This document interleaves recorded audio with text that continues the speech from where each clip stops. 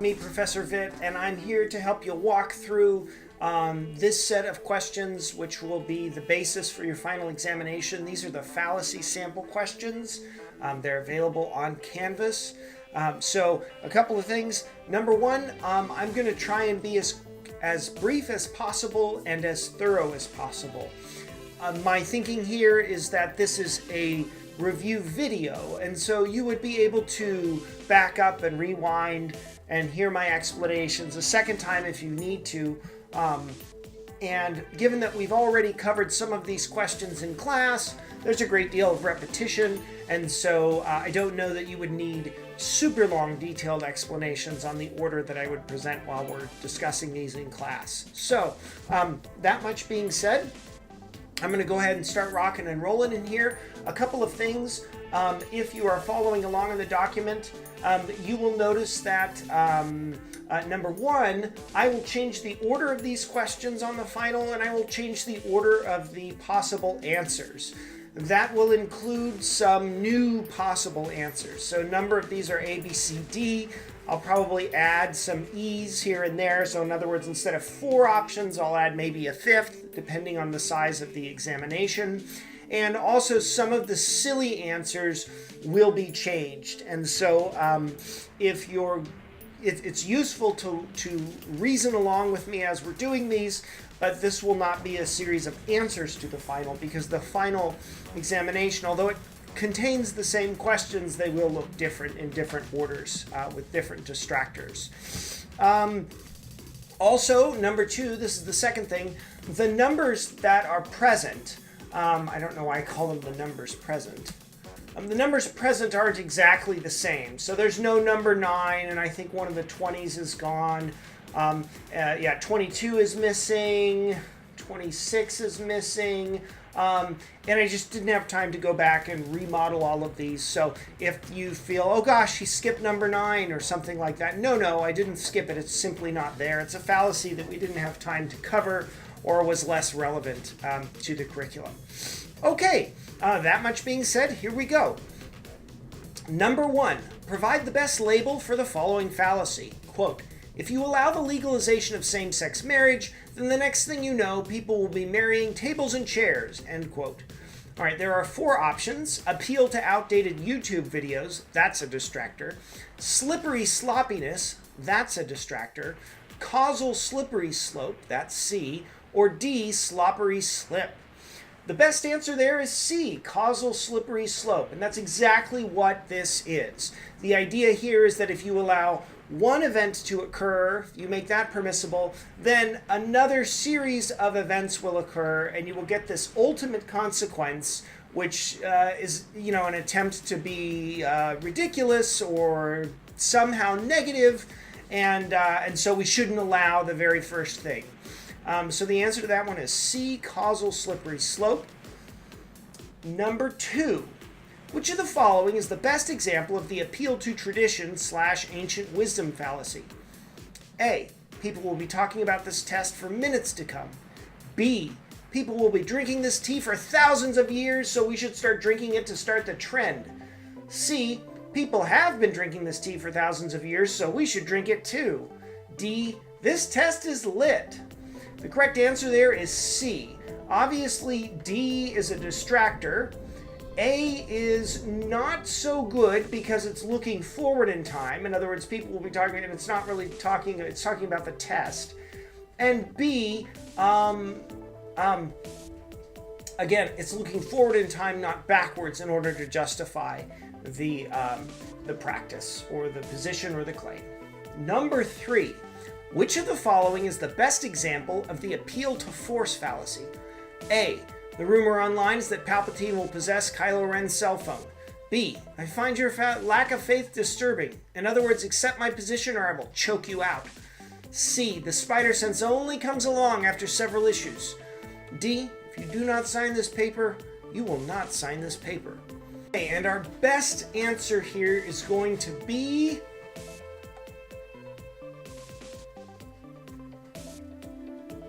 I find your lack of faith disturbing. In other words, accept my position or I will choke you out.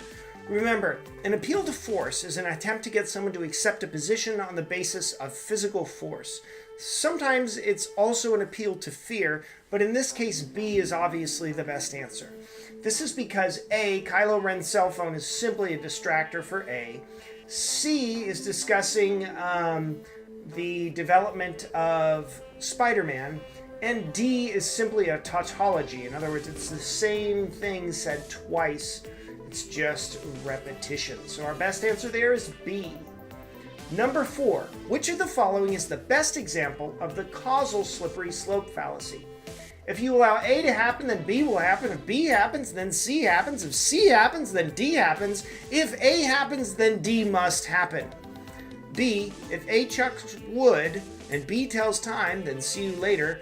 C, you have fabulous taste, so you're going to love those Manolos. D, it takes a heap of living to make a home, yo. Okay, the correct answer here is quite obviously A. Remember, the causal slippery slope fallacy is just that. There's an initial event, and if you allow this event to happen, there will be a sequence of other events which occur, right? Cause and effect. That's causal. That's all it means. Although it always reads like casual. It just happens. And the D seems so terrible or so unpopular that you wouldn't want to do A as a result. But remember, the problem here is that it's so improbable that all the interceding events would line up and occur in that way. That's why it's a fallacy. Number 5. Identify the best label for the following fallacy. Say the Lakers are the greatest, or I will beat you up. A, appeal to truth. B, appeal to emotion. C, appeal to force. D, very sneaky, Professor Vitt. There is no such fallacy. Hashtag mic drop. Okay, quite obviously that's an appeal to force, right? I'm attempting to get an arguer to accept a position on the basis of force. Number 6. Which of the following is the best definition of a fallacy? A superb form of reasoning. B, an organic pathology. C, a mistake in reasoning that has no bad effect whatsoever on the reasoning itself. D, a mistaken reasoning. Here, your best answer is going to be clearly D, a mistaken reasoning. The idea is that that's what a fallacy is. It's an error in reasoning. Now, C is partially correct, but then it goes on to add that this mistake would have no bad effect whatsoever on the reasoning itself. Well, this is incorrect, right? The whole point is that this corrupts your reasoning, and not that it's good. A is just a distractor, and so is B, an organic pathology. All right, number 7, this was highlighted because this was the end of the presentation in class. So I'm just going to keep going. Number 7, which of the following is the best example of a euphemism in an argument? A, if you do not sign this paper giving me royalties, I will drop you off this balcony, Vanilla Ice. B, don't call it a comeback. I've been here for years. C, we don't use the term abortion. We use termination. Or D, a flaw in reasoning. Now, A is just a distractor. B, you might try to argue, is a euphemism. You might hold on to it, but really the best answer here, the one that we used in class, was C. We don't use the term abortion, we use termination. D is incorrect. That's that's essentially what a fallacy is. So C is the proper example of a euphemism. Number 8, provide the best easy for me to say. Number 8, provide the best label for the following fallacy. We've been waiting for the cargo planes to drop us supplies for decades, so we should continue to do this.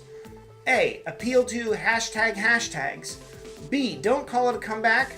I have been here for years. C, appeal to tradition. D, appeal to fear. The answer here is C, appeal to tradition. Now remember, this is one of these bright line examples where people are trying to justify a practice, a claim, or a position on the basis of what has happened in the past. The question isn't what have we been doing, but what should we do, or what is the best. Not what our position has been, but what it should be. And so A is a distractor, B is just a reference to a song lyric, C is right on the money, D is simply an appeal to fear. It's just the wrong name for the fallacy. Number 10, provide the best label for the following fallacy. Gary is a dingbat. A dingbat. A dingbat. A, ad hominem circumstantial. B, ad hominem abusive. C, appeal to tradition. D, appeal to repetition. It is true that there's repetition in this question, but appeal to repetition isn't a fallacy. Now, if you got it wrong and you came to me and said, but I'm thinking about the availability error or the availability bias, I would hear you out. However, the best answer here is B, ad hominem abusive. We're not relying on tradition, that would be C. A isn't something we've covered yet. B is the best one, and you can kind of see it, right? Ad hominem means to the person or to the man in Latin. And abuse is essentially what's happening here, right? This person is just calling Gary a dingbat. They're abusing Gary. It has no basis in rational argumentation. A personal attack doesn't help anyone.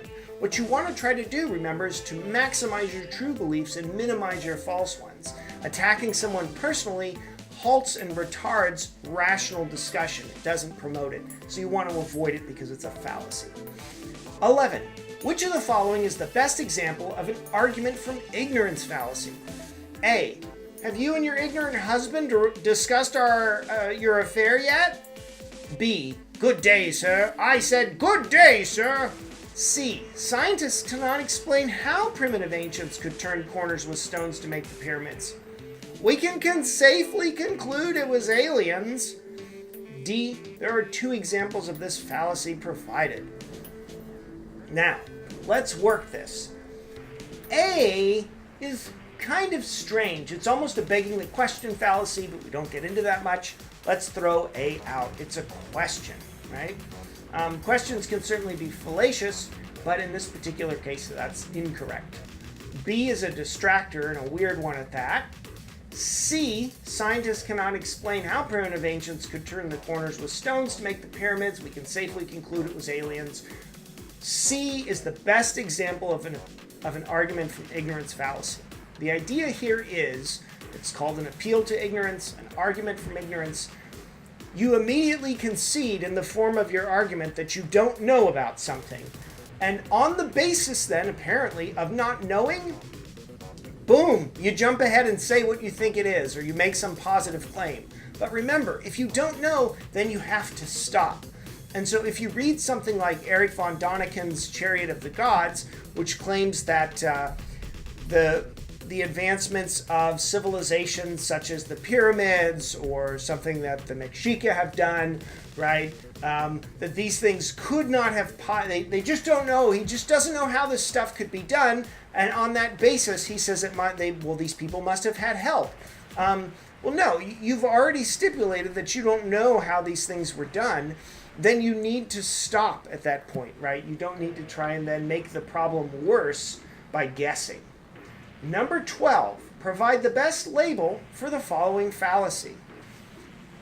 Quote, that gingerbread man is lying or insane. A, ad hominem abusive. B, appeal to tradition. C, you are part of the rebel alliance and a traitor. Or D, false dilemma. All right, let's look at a couple of things here. B can go out, appeal to tradition. We're not appealing to tradition here. C is simply a line from Star Wars. Hello. So that leaves us between A and D. Now, somebody says ad hominem abusive. Well, you know, when you call someone a liar, you actually, it may or may not be an insult. Insanity may or may not be an insult, but the fact that you are stipulating that there are only 2 options makes D the best answer here. It's a false dilemma. Number 13. Which of the following is the best example of the false dilemma fallacy? All right, now here we should see some familiar options. A, you have fabulous taste. You're going to love these Manolos. You know that distractor's going out. I can't stand saying that one more time, so I'll just tell you right now, A is out. B, your allegations of my ignorance are false and you have really upset me. C, Professor Witt must be either Norwegian or German. D, that guy is a woodchuck, straight and simple. All right, so the option here is C. Professor Witt must be either Norwegian or German. The idea is that it has to be one or the other, and it doesn't permit of any alternative, right? It doesn't say, for instance, he's Lithuanian or from the British Isles. Those would be legitimate options that would be left off in this particular case. Remember, these are bright line examples of fallacies. Number 14. What is the best example of the ultra viracio fallacy? A. Appealing to an ultimate form of authority only to find similar subjectivist problems remain. B. The anti-disestablishmentarianism of precognitive neural dispositions in chicken embryos. C. Those scientists better check their hypotenuses, dude. D. There is no such fallacy. All right, the answer here is D. Obviously, C is silly. It's a reference to workaholics. B is absurd. It's just an attempt to generate some gobbledygook. And A is kind of very similar to B. It's just a bunch of gobbledygook. All right, number 15. Provide the best label for the following fallacy. I've been taking cod liver oil for years and never gotten sick. Thus, cod liver oil causes you to not be sick. A. Hashtag LBCC. B. Appeal to ancient wisdom / tradition. C. Appeal to fear. D. False cause. Post hoc ergo propter hoc. All right. A is out. C is out. It's not a hashtag for LBCC. It's not an appeal to fear. Nobody's talking about fear or instilling it here. So we're stuck between B and D. Now, if I wrote it a little differently, you might think appeal to ancient wisdom or tradition. Something like, just like the Mesopotamians, I've been taking cod liver oil for years, or something like that. That would make B a better answer. But really, in this case, the best answer is D, false cause. And the idea here is just because something has occurred and then another event is conjoined to it, it doesn't mean that one event causes the other. It could be that you just have an excellent immune system or something like that. And so your best answer there is D, but it's a close call, but D is going to be just a little better by a nose. Number 16, which of the following is the best example of the Star Wars fallacy? Okay, there is no such fallacy. I'm going to save you me reading all those options. The answer is D. Very sneaky, Professor Vitt. There is no such fallacy because Star Wars is amazing. So actually, the best answer here is D. Although Jar Jar Binks has his problems. Number 17, which of the following is the best example of the appeal to tradition / ancient wisdom fallacy? A. People have been drinking their own urine for thousands of years, so we should play baseball. B. There simply is not, and has not, nor could there be, a festival like a West Coast festival for the simple fact that West Coast festivals don't stop. Yeah, I did it, that's right. C. Jack is sick of the terror and sick of the fright. D. People have been drinking their own urine for thousands of years, so we should drink it too. Now, let's just eliminate some false answer choices here. C is a line from The Nightmare Before Christmas. B is an attempt to rephrase there ain't no party like a West Coast party because a West Coast party don't stop. And that leaves us between A and D. Now remember, the appeal to tradition or the appeal to ancient wisdom fallacy seeks to support a position by referencing its practice in the past or its continuous practice. That makes D the better option. A isn't quite so good because there's no connection between playing baseball and drinking someone's own urine, so your best answer is D. By the way, for those of you who think this is sickening and bizarre, in point of fact, I used to teach a small module on this. This is an argument given by people who condone this practice. They say that people have been doing it for thousands of years, so it should continuously be done. There are examples of people who have done this. In fact, there was a world leader who did it every morning. I will leave it at that. Number 19, which of the following is the best example of the appeal to tradition / ancient wisdom fallacy? A. It really depends on my mood. Sometimes I invoke the Star Wars fallacy, sometimes I don't. B. This form of meditation has been practiced by ancient Nasseremen, sorcerers who held wisdom of the ages, so we should by no means use it when we are playing PS4. C. Jack London's house party. D. This form of meditation has been practiced by ancient Nasseremen, sorcerers who held wisdom of the ages, so we should do it too. D is your best answer here. Now there's a little bit of appeal to authority in there, but the idea is this has been done by ancient Nasamarian sorcerers in the past, so we should do it again. C is a distractor. B is a distractor because there's no connection between Nasamarian sorcerers and playing PS4, so it fails to be an appeal to tradition. And then A, the Star Wars fallacy doesn't exist, it's a distractor. All right, number 20. Which of the following is the best example of the appeal to authority fallacy? A, the Skull of Doom is the real deal, Jack. B, if Jane Goodall believes in Bigfoot, then it must be true. C, Cleve Baxter was a lie detector expert. If he thinks plants can think, then he is right. A and C are both examples of this fallacy. I wasn't born yesterday, Professor Vitt.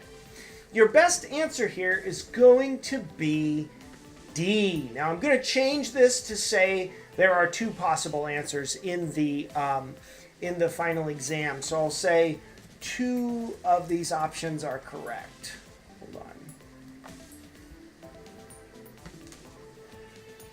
Two of these options are correct. Okay. Let's break them down. A is simply a reference to the Skull of Doom, a supposed out-of-place artifact that was determined relatively conclusively to not be a genuine Mexica artifact. So, B says, if Jane Goodall believes in Bigfoot, it must be true. Well, this is one example of the appeal to authority fallacy. Just because a person says something, even if that person is an authority, it doesn't make it true. Jane Goodall, renowned anthropologist, studied primatologist, I guess you'd say. She's studied primates. She's very well known. She's super famous for her work there. Jane Goodall's also famous for the claim that Bigfoot exists. She does think that Bigfoot exists. At least she did. C is another example of the appeal to authority fallacy.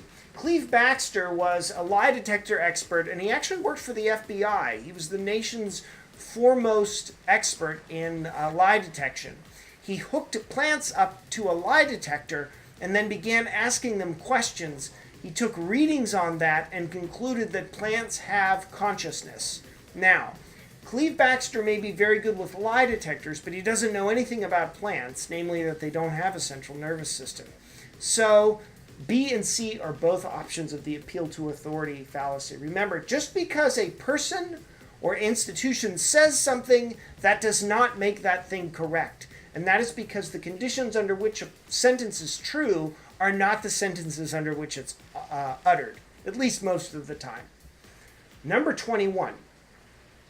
I don't know where you guys are right now, but my gosh, it is raining buckets in Rancho. I mean buckets. Buckets and buckets and buckets. Number 21. Which of the following is the best example of the begging the question fallacy? A. The Napkin Club is the best club at LBCC because it says so on this napkin. And then it's written on a napkin. B. If Jane Goodall believes in the Bigfoot question, then it must be true. C. Have you stopped beating your spouse? D. Okay, I see what you did there. There are two examples of this fallacy provided. Okay, let's cut out B right away. We know B is wrong by process of elimination. That's not begging the question. Now, that then leads us to decide between A, C, and D. Now, if either A or C is wrong, then D will not be right. So if A and C are both examples of begging the question, then we know that D would be correct. So let's start A. The Napkin Club is the best club at LBCC because it says so on this napkin. That is exactly a definition of begging the question fallacy. And what the begging the question fallacy states is that the conclusion of an argument relies upon the assumption in the argument. And more or less, that is what happens with this napkin business. The idea is that we assume that what is written on the napkin is true, and then we state the conclusion of what's written on the napkin. But we can't do that. So A is in fact correct. C is another form of begging the question fallacy. It has a question which has a false presupposition in it. namely that at some prior time, the person being asked the question did in fact beat their spouse. Now this is false, it's a false presupposition, but it's a very common tactic to ask a question which has an incendiary, an offensive, incorrect assumption in it. Now, this is a little bit outside, but I'm just going to make a quick point. If a witness in a court of law is adjudicated a hostile witness, what that means is counsel could then ask questions which the witness may only answer as yes or no. This is particularly difficult to handle if you are adjudicated a hostile witness, because then the attorney will almost certainly put some false assumptions into those questions. And even if they're totally outside the box, it doesn't matter because the jury will hear the question. So even if the judge says disregard, you cannot unring that bell. C is obviously an awful example. It's a terrible thing. Domestic violence is a real problem in the United States, but it serves to make a bright line example of what begging the question fallacy is. Number 23. Provide the best label for the following fallacy. Quote, Lewis should be right about the car not working. He has a PhD in child development. A. Jane Goodall believes in the Bigfoot question, then it must be true. B. Okay, I see what you did there. There are two examples of this fallacy provided. C. Appeal to vanity. D. Appeal to authority. All right, so now, this is really tricky. Remember, I'm asking for the best label for the following fallacy. So although A might be an example of the same fallacy, an appeal to authority, what I really want is D, appeal to authority. So our best answer here is D, appeal to authority. Appeal to vanity we haven't yet covered. I don't know that we will. B isn't quite right because A and D are not the same. Remember, I want the label for the fallacy. So D is not an example of the fallacy, it's the label, and what I've asked for in 23 is the label. Number 24. Which of the following is the best example of a false cause fallacy? A. People have been drinking their own urine for hundreds of years, so it's a false cause. B. Each time I get a cold, I drink my own urine, then I get better. Thus, drinking urine cures colds. C. You know this test is lit. D. You have fabulous taste. You're going to love these Manolos. Okay, your best answer here is going to be, for false cause, B. Remember, just because something happens after something doesn't mean it happens because of it. Number 25. Which of the following is the best example of an appeal to authority fallacy? A. If Gabriel believes it, then who cares? That guy would fail a blood test. B. Rorschach is really retributivist, and Ozymandias is utilitarian. C. My professor said the answer is C, so the answer must be C. D. Dracarys. Okay, the best example of an appeal to authority fallacy would be C.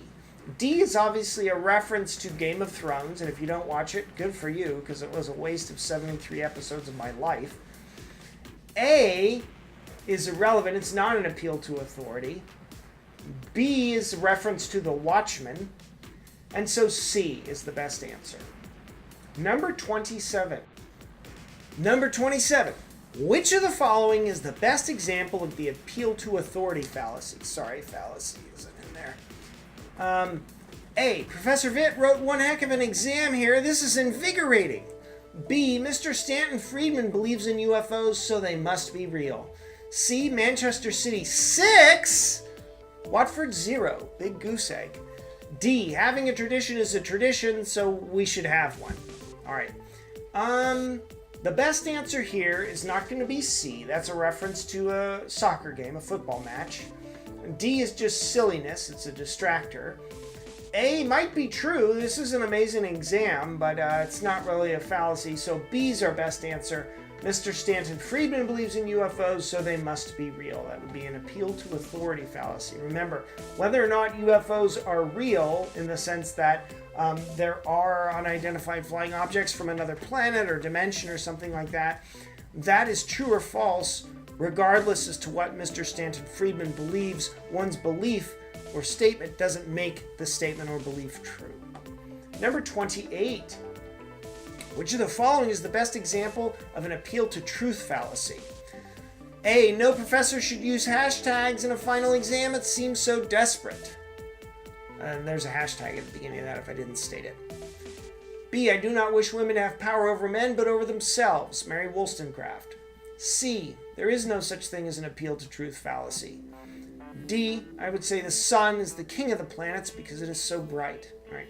Correct answer is C. Right? There's no such thing as an appeal to the truth. Remember, the truth is a good thing. It's what we want. We want maximum number of true beliefs and the minimum number of false beliefs. Number 29. Which of the following is the best example of an appeal to tradition fallacy? A. An argument is not the same as contradiction. Yes, it is. No, it isn't. Yes, it is. B. Every year at this time we have someone stoned to death, so we should continue to do that. C. Technically the sun is not a planet, it's a star, so it cannot be king of them. D. People will be drinking this tea for thousands of years, so we should start drinking it to start the trend. Alright. A is a reference way back to the Argument Clinic by Monty Python. C is a reference to a Will Ferrell skit, probably 20 years old now, from Saturday Night Live. D was used earlier. It's not an example of an appeal to tradition. So B is the answer. Every year at this time we have someone stoned to death, so we should continue to do that. And that is an example of Shirley Jackson's The Lottery. It's a short story. If you've ever read it, it's quite a read. I wholly recommend it. All right, that concludes this video, which seeks to review the fallacy sample questions for your final examination. If you have any questions or concerns about any of the questions or my presentation here, please don't hesitate to message me. I'm here to help you guys understand the material and to do well on the exam. All right, good luck. Keep studying.